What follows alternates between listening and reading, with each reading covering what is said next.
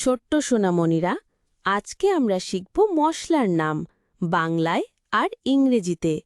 চলো তাহলে শুরু করি। এই সাদা মশলাটি হলো ধনে।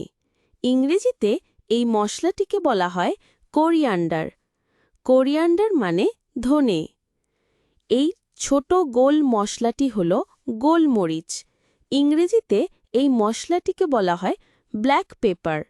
ব্ল্যাক পেপার মানে গোলমরিচ। এই লাল রঙের মশলাটি হল লাল মরিচ। ইংরেজিতে এই মশলাটিকে বলা হয় রেড চিলি।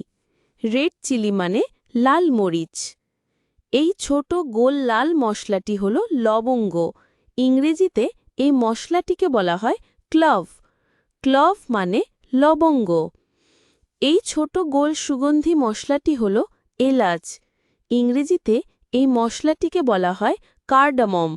কার্ডামম মানে এলাচ।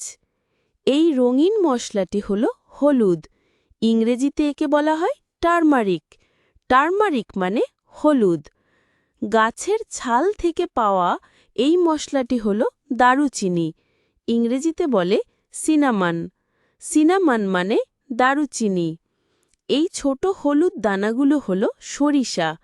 ইংরেজিতে এই দানাগুলোকে বলা হয় মাস্টার্ড। মাস্টার্ড মানে সরিষা। এই মশলাটি হল জিরা। ইংরেজিতে এই মশলাটিকে বলা হয় কিউমিন। কিউমিন মানে জিরা। এই মশলাটি হল আদা। ইংরেজিতে এই মশলাটিকে বলা হয় জিঞ্জার। জিঞ্জার মানে আদা।